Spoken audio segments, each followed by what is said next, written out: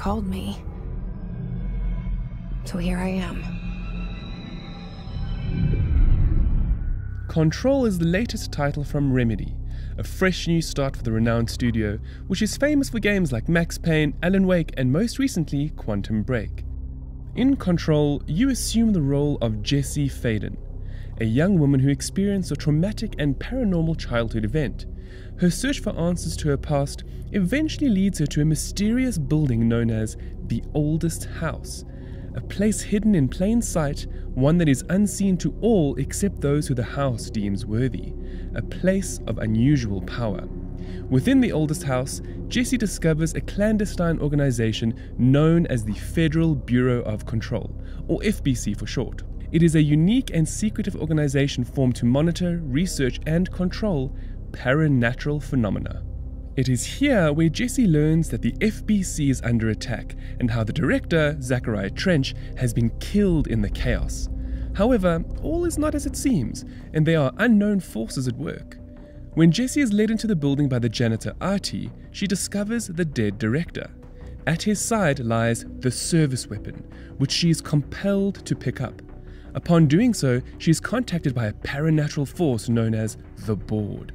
She is then whisked away to the astral plane, where they inform her that the weapon has chosen her to be the new director of the FBC. There is no rhyme or reason for the decision, other than the fact that Jessie is worthy of the role, much like Thor and the Mjolnir. As the new director, Jessie is tasked with ridding the Oldest House and the FBC of a seemingly parasitic entity known as the Hiss. In so doing, she will uncover the mysteries of her brother's disappearance, realize the truth behind what is really controlling her motives, and potentially save the world. At least, that is what I've been able to piece together. You can't let this happen. You can't let this happen. You can't let this happen. You can't let this happen. You can't let this happen. You can't let this happen. You can't let this happen. You can't let this happen. You stopped it. You... Oh, thank you. That was... horror. Where previous Remedy games offered engrossing narratives with suitable introductions, story arcs, and unforgettable conclusions, Control assumes a very different narrative layout, one that plays out like a large and convoluted puzzle, where players are forced to explore the game world if they wish to make sense of what is happening. Although the primary story beats will unfold as the main campaign missions are completed, they only offer the bare minimum of what is needed for players to become invested in the fourth wall breaking narrative. Throughout Control's campaign, the narrative will often focus on Jessie's internal monologue, offering an unusual amount of insight into her thought processes. I'm not ready to tell her about you yet. A janitor let me in. I love it. This is fucking unbelievable. I can't even... For the most part, it appears as if she is speaking directly to the player, until of course the truth behind her fourth wall breaking musings comes to light. Even then, there are moments throughout the game that allude to how the other paranatural forces are fully aware of how Jessie is being controlled by you, the player. It's an interesting, highly effective, and wonderfully self-aware narrative element, one that lends a unique feeling to Control's overall story, and plays in perfectly with the game's ideas concerning control. She's right. As much as I don't want to admit it, I'm the only one who can help. Much like other Remedy titles, Control's narrative offers some interesting twists and turns along the way. Unlike the other titles, however, Control's story can be far more difficult to piece together or to make sense of. In a way, the game's chapters play out similarly to episodes of Lost or Twin Peaks. They're nonsensical on their own, yet somewhat engrossing as a whole. Mysteries and tantalizing story elements are often bandied about without explanation, with the granularity of understanding the overarching story having been relegated to hidden case files, mementos, or audio and video files, all of which are carefully strewn throughout the maze-like levels within the Oldest House. Players who do take the time and effort to further embellish the story will come away with a better understanding of what the game's narrative is trying to convey. Those who do not might find their interest waning over the course of the 20-hour-long campaign, which includes a delicious red herring as players near the endgame. What will keep players coming back for more, however, is the gameplay. At the start of the game, Jesse obtains the service weapon, a morphing energy gun that can be customized and modded to serve as a pistol, shotgun, sniper rifle, or machine gun. Since the service weapon is a single entity, its different forms can be selected within the game's menu. 2 options can be set at a time, and easily be switched during combat with a single button press. Regardless of form, the gun's ammunition is governed by an energy bar.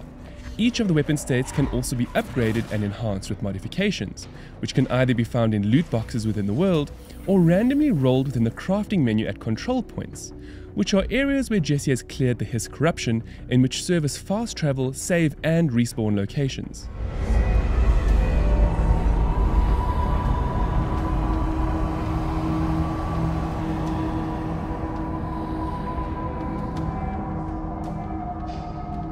Holy shit. You did it.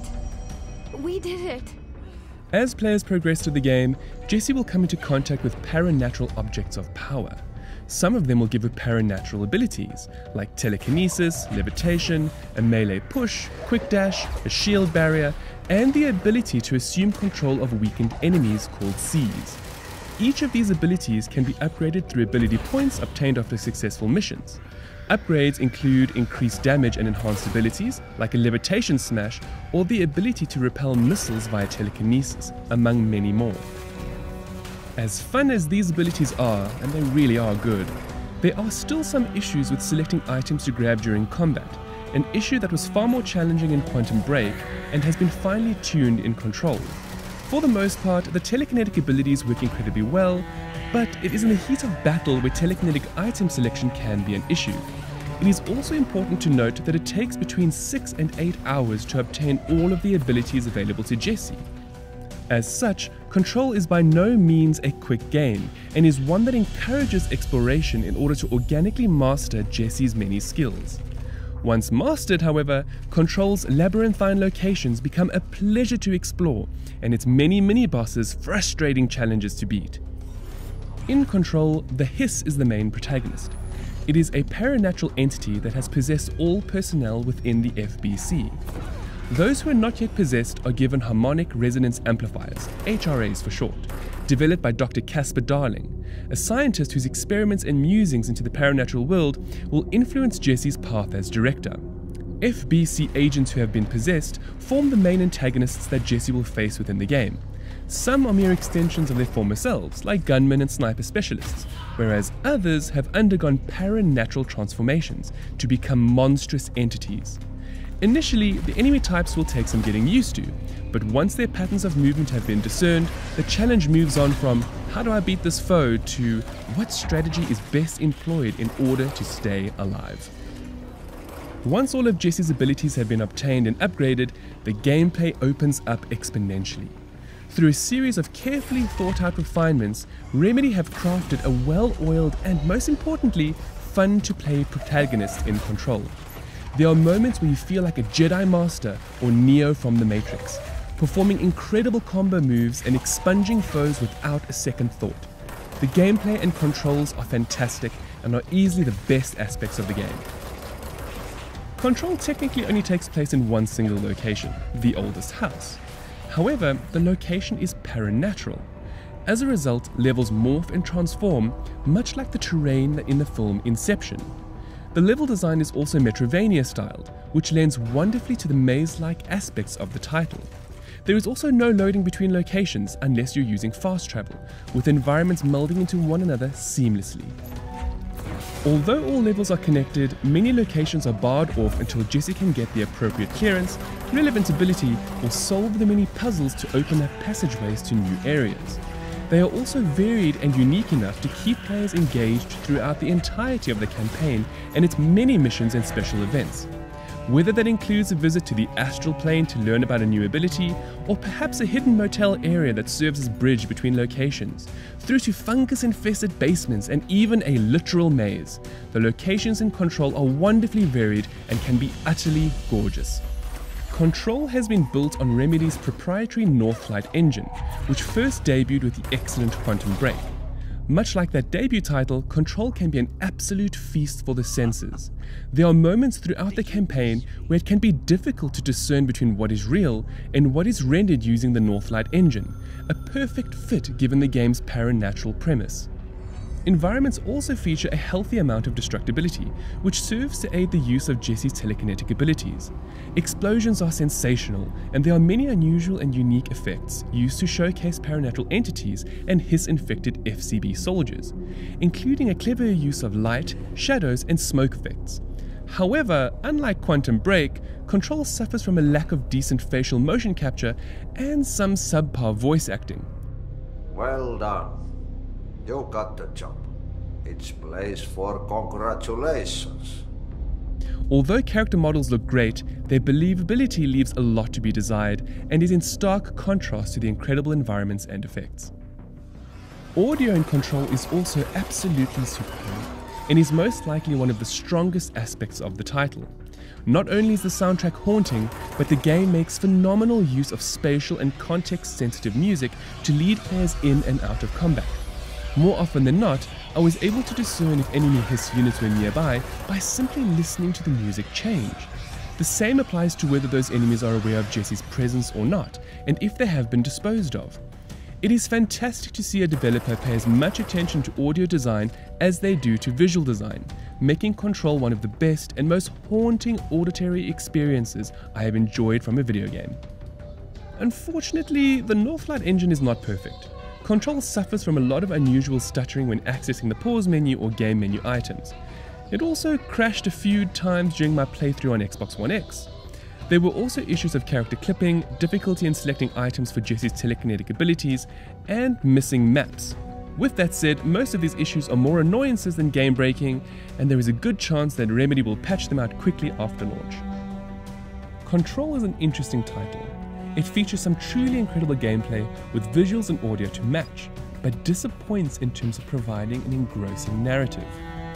The puzzle-like structure of the overarching story can be confusing and often lacks any real draw for gamers to continue pushing through the game's 20-hour campaign. Of course, the narrative becomes infinitely more interesting when time is taken to fully explore the oldest house and its many mazes, puzzles, and intricacies. With that said, it is a pity how much of the narrative context that builds the world of Control is relegated to the outskirts of the narrative, when they should be at the forefront of the experience. At best, the draw to find out what is actually going on and to help Jesse's brother will keep players moving forward. At worst, there are a multitude of side quests and mini-bosses to invest in as players push toward the conclusion.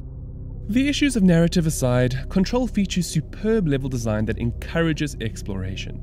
The campaign and narrative are designed in such a way that players will unintentionally revisit old locations at higher levels to discover new and interesting places that were previously inaccessible.